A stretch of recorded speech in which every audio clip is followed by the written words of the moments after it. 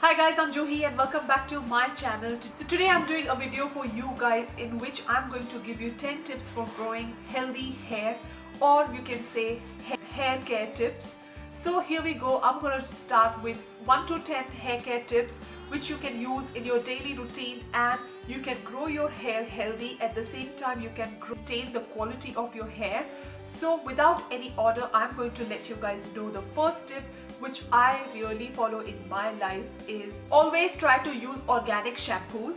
So basically what happens is that these days we have a lot of shampoos with so many chemicals and very harmful chemicals in it, but then there are a lot of options in which you can choose which are herbal, organic, natural made shampoos that you can use in your hair and keep them hydrated rather than involving so many chemicals in it. By using organic shampoo, it is going to help you in a longer run with achieving the positive results for your scalp and hair. At the same time, it is going to save your hair from damaging all the time. So tip number 2 is make sure to use conditioner every time you shampoo your hair. So conditioner apparently helps us in putting all that natural oil back into our hair. At the same time, if you do not condition your hair, then you will see very bad, damaged, frizzy and dry hair, and they will never be shiny as you want. So make sure to use conditioner because that really helps in blocking that cuticles when we open it with our shampoo. So that's really a good plus to it. So please do try to use conditioner every time you shampoo your hair. So tip number 3 is very, very important.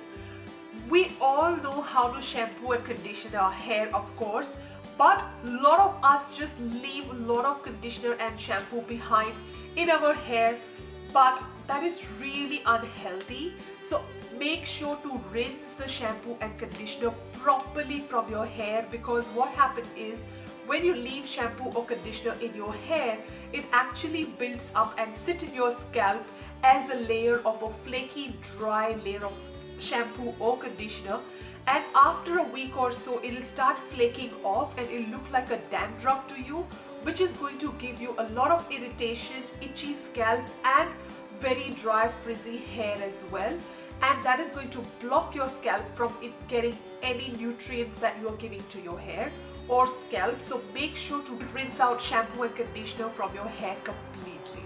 So tip number 4 is try to oil your hair at least once a week or so, which is going to make your scalp and the roots of your hair really, really strong, and then you will see the results that you have less hair fall. At the same time you have very nice shiny hair.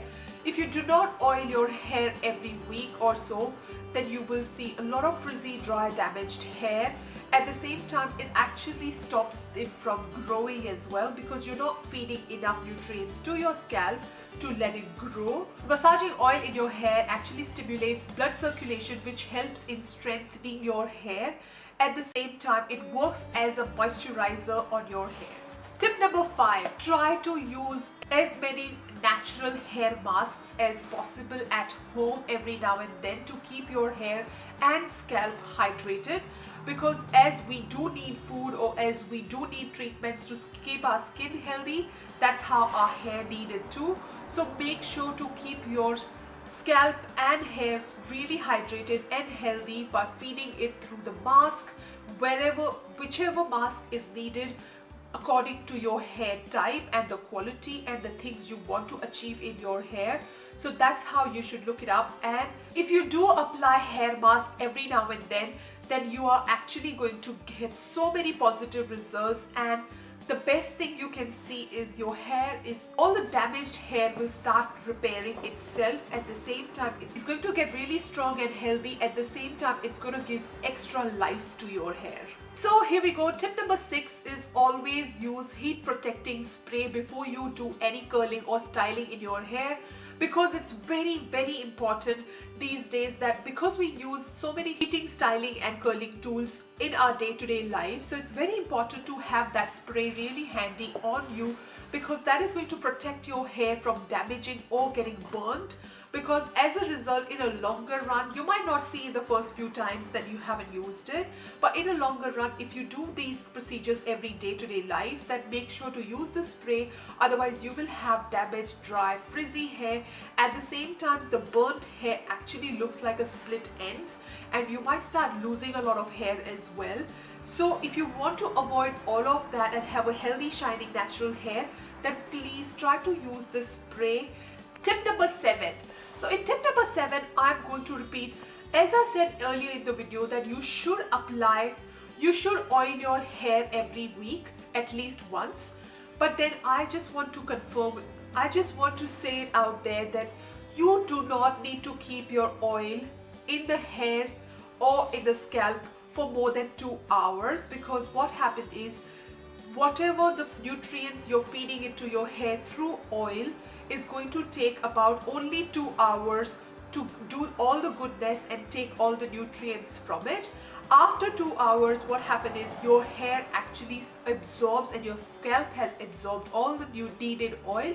After that, it actually sits on the layer of the hair and invites dust and particles to stick on it, and which is really unhealthy, and it's going to take you double of the time to wash your hair. At the same time, you will have to massage it double. You're gonna take double time to take it out and rinse it.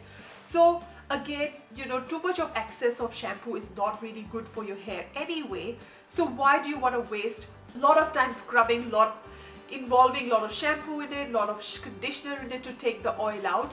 So better use it only for about 2 hours and you will be good to go. Tip number 8 is try to use as less styling and curling tools as possible, because this is going to really damage your hair in a longer run.